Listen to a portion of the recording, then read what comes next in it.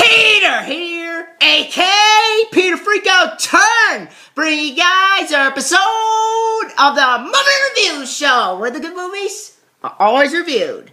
Okay, back into our movie review, and we're here to continue to deck those halls with some more Christmas movies. Alrighty. Now, before I start, I just want to say I wish everybody at this moment a Merry Christmas Eve, or Merry Christmas in general, Happy Holidays, whatever holiday you're celebrating. I hope you all are having a great holiday. Hope you all are enjoying this joyous time of year and really enjoying time with your family, enjoying the food you eat, enjoying even whatever you get or give, seeing the happiness in anybody's face, not just yourself, anybody. I really hope everybody is experiencing that happiness at the moment, because everybody deserves it on this particular day.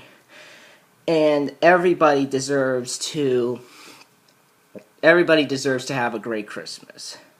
Whether you get something, whether you give something, whether you have food in your belly, it's just one of those times of years that I really hope everybody is enjoying at the moment, and everybody deserves to be happy at this time. And I'm happy that you guys are here watching. And I apologize that these reviews took so long. That is because I've just been really busy as usual with work. And every time I would do my work, I would spend like a day doing it and then would come home tired and I would go to sleep. I just never had the strength in me to basically do videos. Not that I don't like doing them. It's just work takes a lot out of me and I just come home really tired and I forget. And I just fall right to sleep, and that ticks me off because I really like doing these videos. And this year, I promise you guys that I am going to rearrange my schedule a lot better, and I'm definitely going to try and get more videos out to you guys. That is a promise. So, yeah, that's pretty much my plan for this year. And all that aside, let's get right into this review. Going back to the Rocky franchise today, we already talked about the first two. And no, I don't have my Rocky shirt on, sadly. It's in the wash right now. But make do with what we can. This time, we're talking about the third film, Rocky III. Now, Rocky III was a film made back in 1982, and it was directed by Sylvester Stallone once again, who also wrote the film and stars in the film as the titular character. And the same year, he would star in Rambo First Blood, or First Blood, however you want to say it. I'll talk about this film next. He would also go on to star in the sequels, Rambo 2 and 3. He would also be in Over the Top, Cobra, Tango and Cash, among many others. And this film came about, once again, after the success of Rocky II. The studio decided they wanted to do a third film of the franchise. And they once again attempted to get John G. Avildsen to come back and direct, but he declined, feeling that Stallone was the right person to continue the directing process. And because Stallone's directing process went so well with Rocky II, they allowed Stallone a position in the directing chair and allowed him to write the film again. And United Artists gave him this time a much larger budget of $17 million, a much higher budget than Rocky II's $7 million and Rocky's $1 million budget. And when writing this movie, Stallone actually took a lot of influence from his personal life when making this film, where Rocky II, when they came out, they became the big hits that they were, and the fame that he got after those movies came out, and how people looked at him differently, and the challenges that a celebrity faces. And he basically wanted to show how when you become famous, you lose your sense of morality. I really don't want to paint him in that picture because the character isn't like that in the first two, but you kind of see him in that light a little bit. I mean, he's still the lovable guy that he is, and he's still likable, but you still kind of see fame take him over just a tiny bit. Not to the point where he's like, oh, he's a jerk now, you let fame consume him.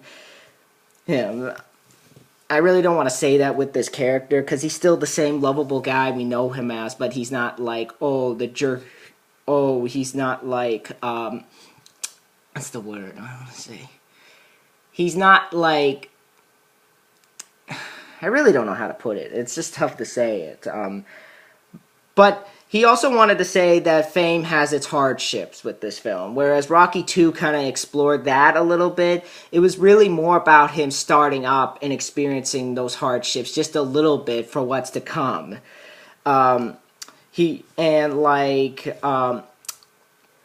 he also wanted to show that fame also includes a lack of privacy.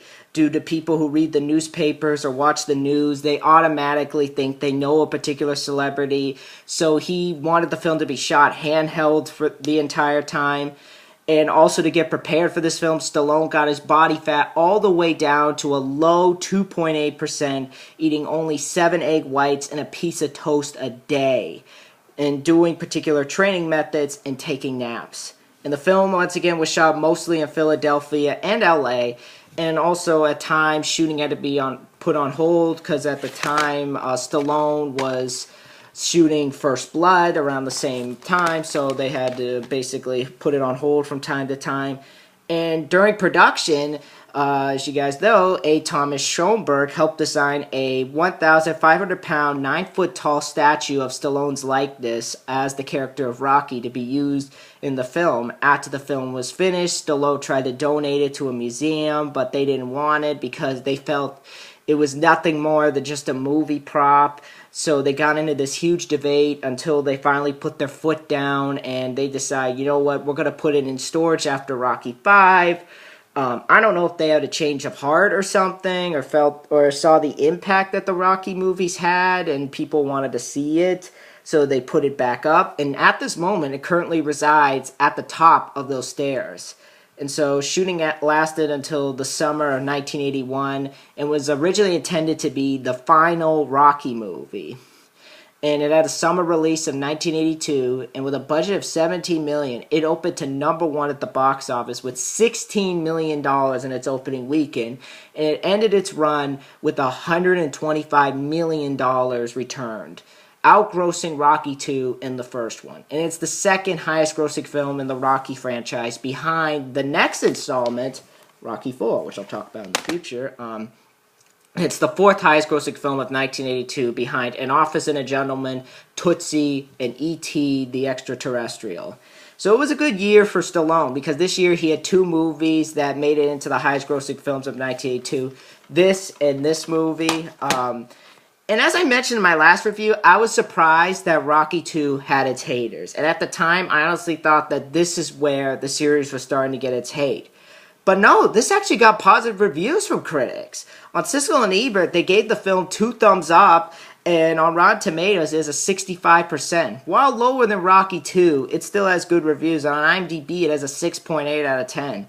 So it got good reviews and once again got accolades. Stallone won Best International Picture for this and First Blood for Jupiter Award. It also won Best Family Motion Pictures, and it had other nominations like Best Original Song, Eye of the Tiger. It's the eye of the tiger, it's the thrill of the fight, rising up to the challenge of our rivals. It was also nominated in the Golden Globes and BAFTA Awards, Best Foreign Language Films, Image Awards nominated for Best Motion Picture. Ian Fried was nominated for a Best Supporting Actor. For some reason, though, it won a Razzie Star for Mr. T as Clubber Lang for Worst New Star. I don't know why. That's one of the actors. And now that I got that out of the way, you guys know I praise the hell out of the first 2 films. And those films are classics. And will always be classics. But if I had to pick my favorite film out of the Rocky series, I would say this one is my favorite so far. And I know that this is where a lot of people consider that this is the point where the drama really started to get pushed to the side a little bit in favor of an all-out boxing story, but I don't see that. Because when I watch the film, I still feel it there, and it didn't feel neglected. But I'll explain why later. But with the cast, as I said, you got Sylvester Stallone reprising his role from the first one, playing Rocky, and he also writes and directs the film. He also starred in many films I mentioned above. You also have Mr. T, as I said, in his film debut, who a year later would star in TV's The A-Team, DC Cab, Not Another Teen Movie, and Freaked. Talia Shire comes back. Already mentioned what she's done. Burt Young, of course, comes back. Carl Weathers reprises his role from the first 2. He would be in Happy Gilmore. He's gonna be in Mercenaries Playground of Destruction, Little Nicky. He had a role in Balto 3, Wings of Change, which I was actually surprised about. Predator, Action Jackson, among many others. Burgess Meredith reprising his role from the first two. This is the last film in the series that would focus a lot on him. He would go on to be in Grumpy Old Men and Grumpier Old Men. You also have this one actor, Ian Fry, who was in The Secret of Nim and National Lampoon's Movie Madness. Hulk Hogan has a small role in this as Thunderlips, the Ultimate Man versus the Ultimate Meatball. Of course, he's a wrestler. He would be in Suburban Commando and Mr. Nanny. A bunch of other people, but I'll get more into my thoughts later. But with the film, the plot is, after beating Apollo, played by Carl Weathers, Rocky, played by Sylvester Stallone, has abandoned the low-down, dirty environment of Philadelphia and is now on top of the world. He's got energy bars made with his face on them, Gatorade, he's doing commercials, which I guess he got better with after the Beast Aftershave thing. He's on the Muppet Show, he's doing car ads, he's doing clothes ads, cameras. He's given a great life for his wife Adria, played once again by Talia Shire, and his son Rocky Jr., played by Ian Fry, because he's winning in every single match. However, as that's going on, another fighter named Clubber Lang, played by Mr.T, is also trying to rise to the top, and Mickey, played by Burgess Meredith, notices his fighting style and how aggressive he is in the ring, and fears Rocky fighting him, which is what he basically wants to do. So he provokes Rocky at an unveiling of his statue in his honor, and pushes him to fight in the ring after he harasses Adrian. Mickey at first wants no part of this because he doesn't want to see him get hurt.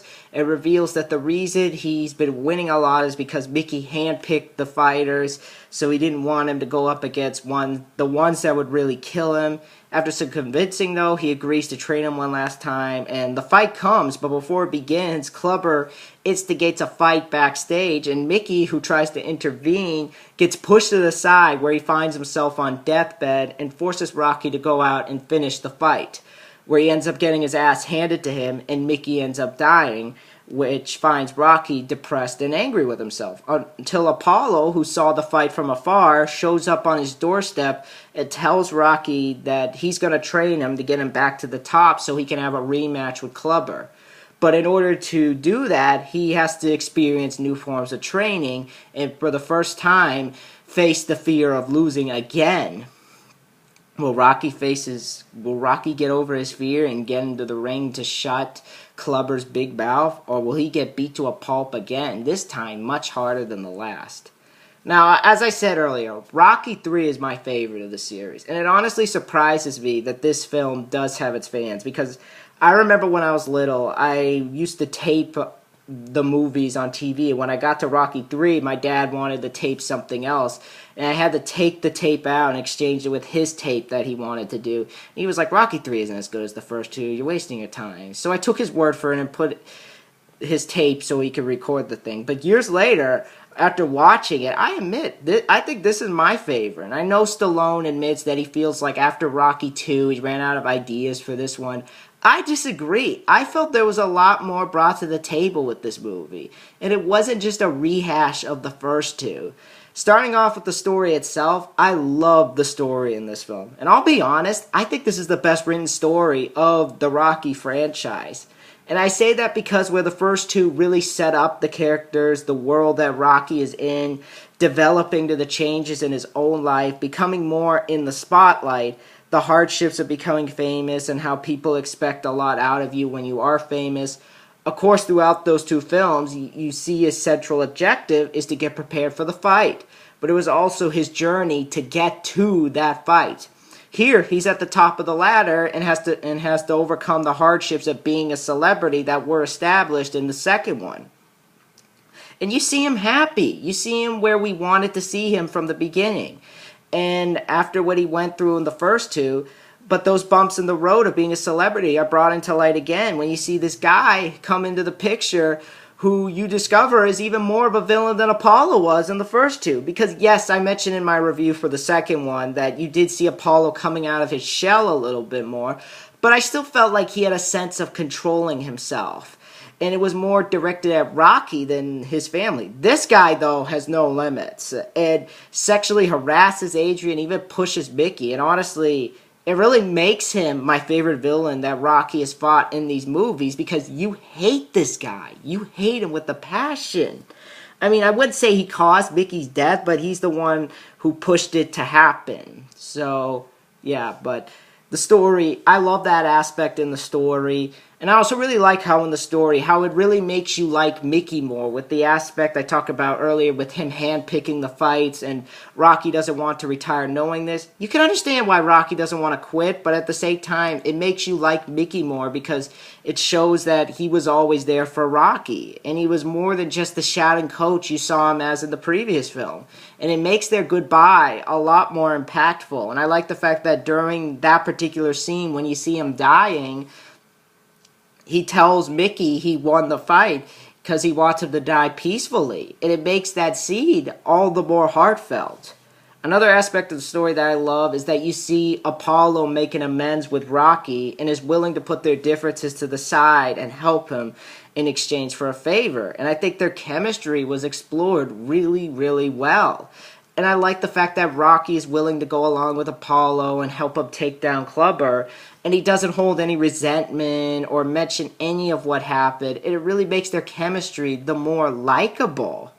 So the story itself is fantastic. And the film is really well made. Stallone does a great job shooting the film. The budget is there on the screen. This time, though, I will say Stallone really went out with all the fancy shots, like the training sequence, which is probably my favorite training sequence of all the movies because I love the remix of Gonna Fly Now with that sort of disco techno aspect they added to it, which I thought was a good shade to the song, but he also does a good job showing him getting stronger just by the angles he uses, like when he's running on the beach, you see him using the muscles in his legs or moving fast. It just really makes you want to go out and work out yourself. That's how great these sequences are shot. The boxing sequences, I'll get to those later because they kind of tie into effects towards the end. So I really want to save it for that aspect. So the film is shot well. You could tell Stallone really stepped up his game in the shooting department. As well as the acting. The acting in this film is some of the best in the whole franchise. Stallone, you can see, has really stepped up his game in terms of acting from the first two. And I say that because I feel like he plays him now with more emotion than I think he did in the first two. Because when the film starts off, you see him where we wanted to see him after all he went through in the first two, living in that mansion, winning every single fight, and keeping a good relationship with his son and wife, his son played by Ian Fried, who does a really good job, and the two share some really cute scenes together, like the part where he's telling him the story of Goldilocks and Pinocchio, and with those scenes you see him in a place where you wanted to see him ever since the first film, and you're smiling because you see he's happy and you're happy.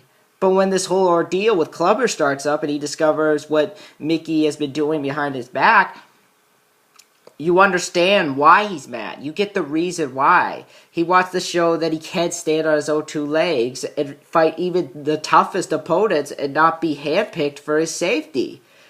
But he ends up losing and goes into distress because of not only losing the fight, but because Mickey isn't there and he feels like it's his fault that he lost him.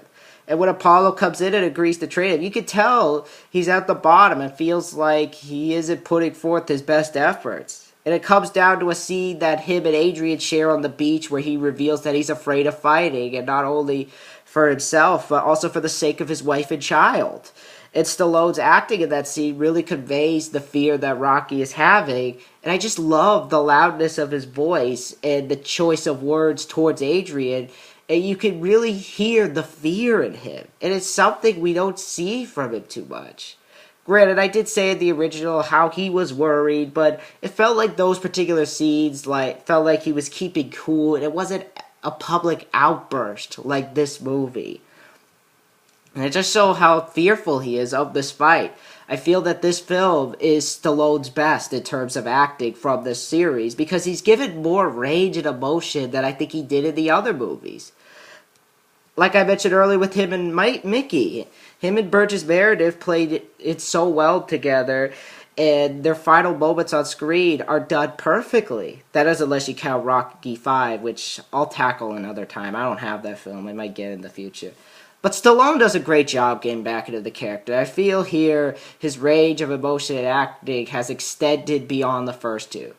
But probably the highlight of the acting for me is Mr. T as Clubber Lang, who is, out of all the villains so far, as I said, Clubber is my favorite.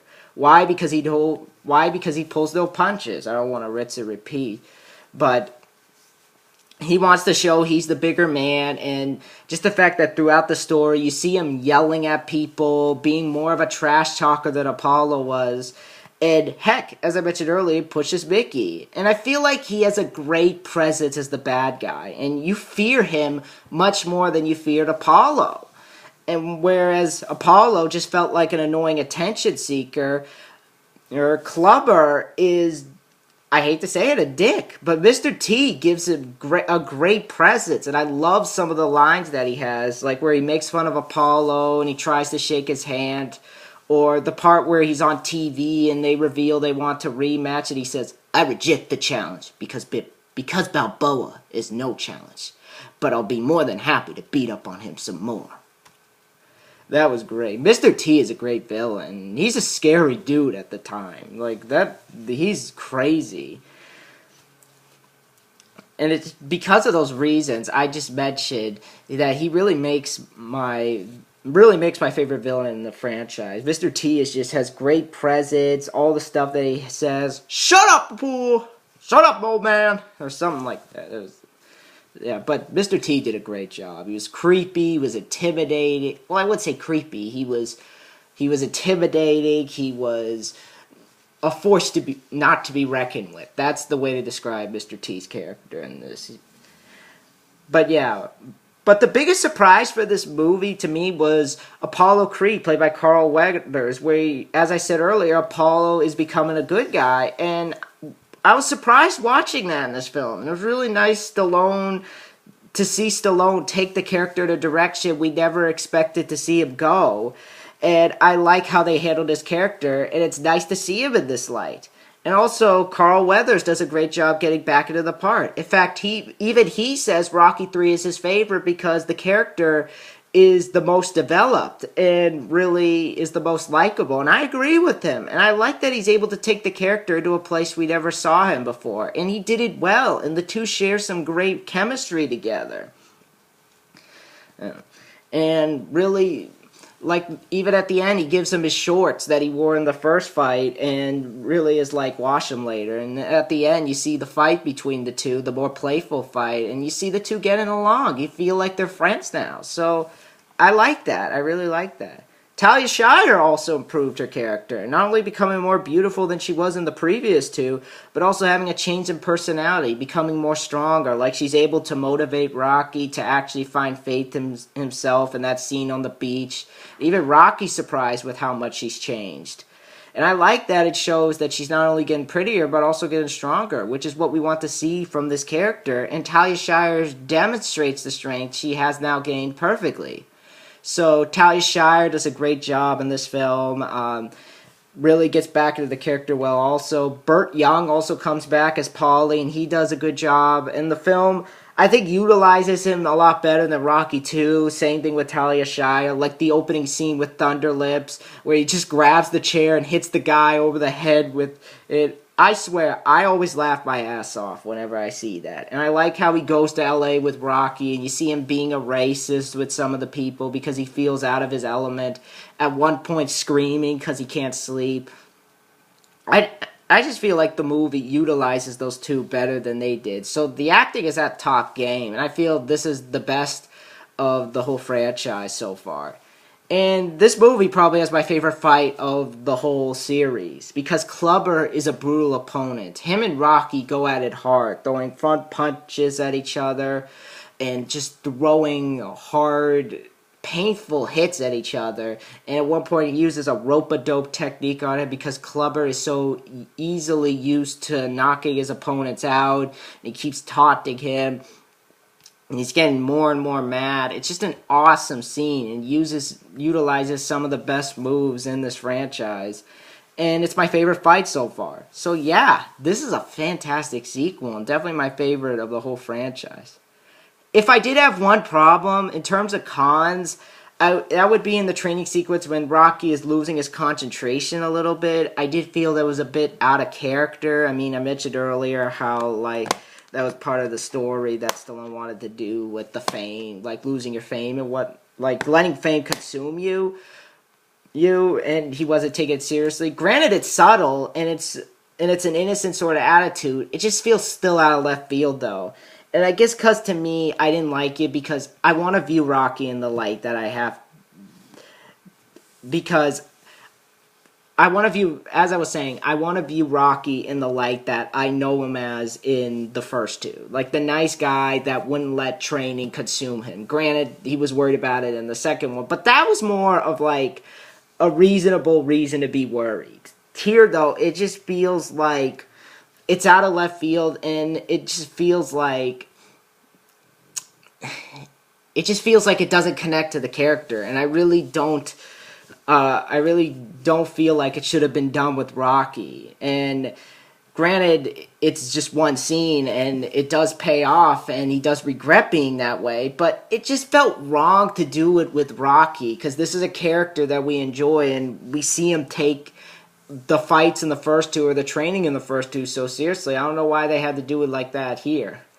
But other than that, Rocky 3 is a great sequel. And it's a perfect third film in the Rocky series that I think shows you how you can have style with the third outing. So if you like the first two Rockies, I recommend you check out Rocky 3. It is a fantastic third film.